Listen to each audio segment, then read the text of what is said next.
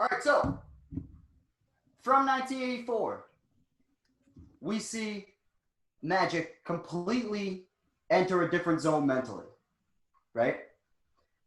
He goes into 85 looking for, as we see here on your screen, redemption.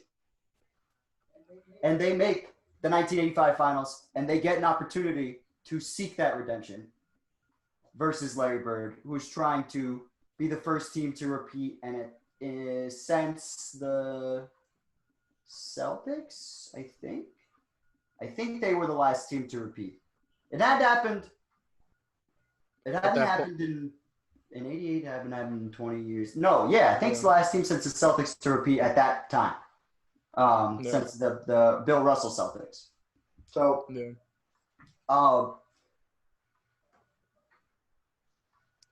that's Magic. Crazy. Really, this is the main thing I wanted to talk about from this series, and we'll come back to the YouTube video. But the one thing I wanted to talk about from this series was the impact of Mr. Kareem Abdul-Jabbar and why he got Finals MVP over Magic Johnson. Everyone at that point was starting to think Kareem was getting old, and he just didn't have anything in him anymore. And I think he had the first game he played horribly, didn't he? And yes. then he just has a complete turnaround, and it's like he just got rejuvenated somehow. That the first game's the Boston Massacre. Yeah, steroids. As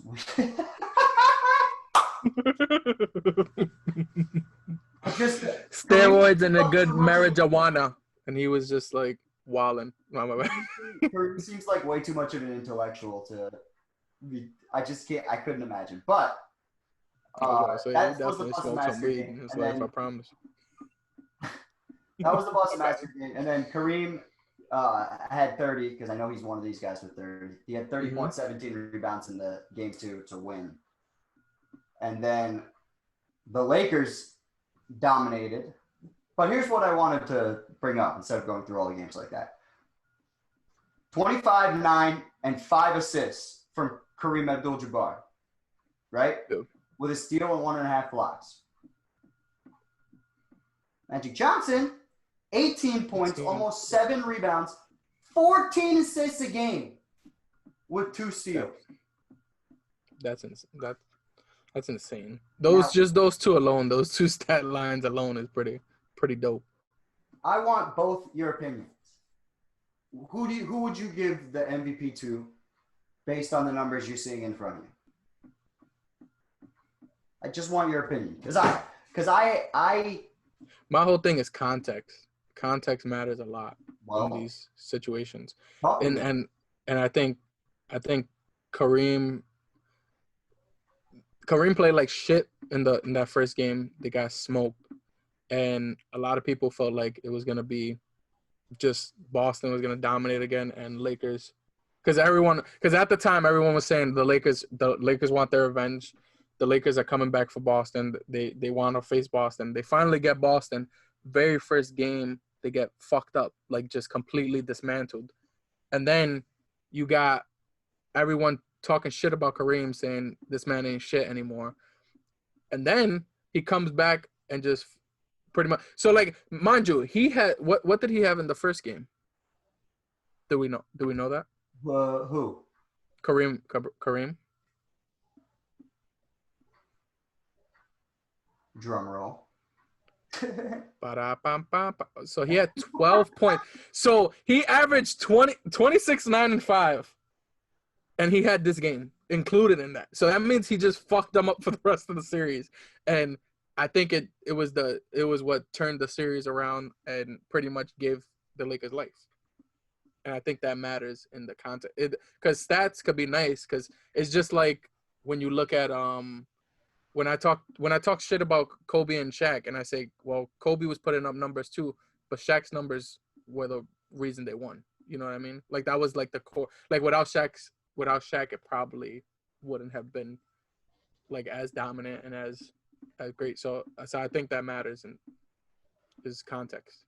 behind the numbers, because numbers are nice, but you got to know what happened and how it's like how much did Kareem sway the series and how much power he had in that. Who are their matchups in the series? I mean, Kareem's going up against Robert Parrish and Kevin McHale, right? Mm-hmm. Mm-hmm. And Larry Bird for McHale had 26 and 10, and I don't think Larry was really guarding Magic like that. I mean, they definitely had their moments where they guarded each other, though. Like we've already seen it in the clips. Dennis Johnson was the other one, probably.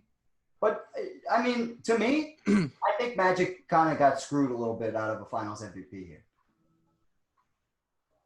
I think he's clearly the better player at the time, and I think he's clearly the leader of the team at the time too. Like, it was a peaceful transition of power between Magic and Kareem for who the best player on the team was. And I think at this point, he had it. So, for his first finals, did you feel like Magic screwed Kareem out of a Finals MVP? A little bit. You see, for me, he had 33 and whatever with 4.5 blocks a game. A little bit. Yeah, but I mean, it's great. Like, stats are nice, but like the reason Magic won Finals MVP is literally Kareem wouldn't have even had the chance to win Finals MVP if Magic didn't do what he did. And in this case, I think that a lot of people were thinking they wouldn't have won the series without Kareem walling out. And I mean, Game 1 kind of proved that. Oh shit, they did have James Worthy at this time. Yeah, he was averaging 24. Look, you had James Worthy averaging 24 in this series, and so he had the other offensive guy. And how did James Worthy? I think in that first game, James Worthy had like 26 or something like that. So it's not like he was not playing good in that first game, and they still got smoked. Kareem had 12 points, and people felt like he was an old shitbag pretty much. That's literally. I think that Kareem doesn't get to that spot to do the things that he got to do without Magic getting him there all season. Like Magic Johnson in this year, I think he averaged like 13 assists, something like that. We'll look it up real quick. But 1985 NBA Finals. So a lot of the times, people were saying that Kareem was starting to kind of do the LeBron where he was like saving himself for the playoffs and stuff. Pick a season, 18 and 12, and then he stepped it up. And he's 18 and 12, right? And then when you go back, this is 85, so he's still 18 and like 13. That's what I'm saying. So you pick like yeah, same shit. He pretty much did that throughout his whole career, for the most part. And then in this series, he increases that, right? He's getting these guys the ball. Like Kareem is catching it right here. You know what I mean? Yeah. Yeah, I mean, he's posting up.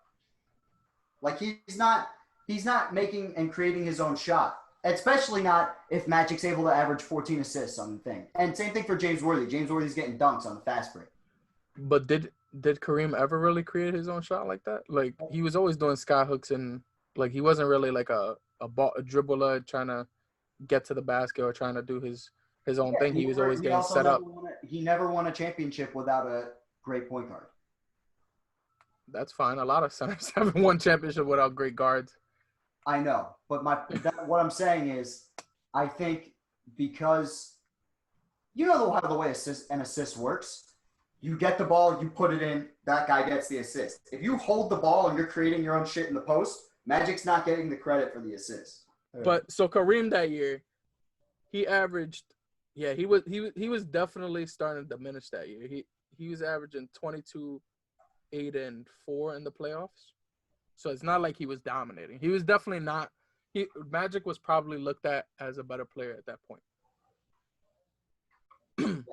But the whole thing is when you are great and you can bring out that greatness at the big moments, like that shit matters. And especially when they felt like he needed it. Everyone, like, we weren't there at that time.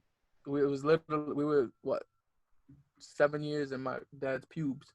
So I wasn't there at the time to go through all the scenarios, but I'm sure that everyone felt like Kareem. They wouldn't have won that series without Kareem, and that's what made it a thing.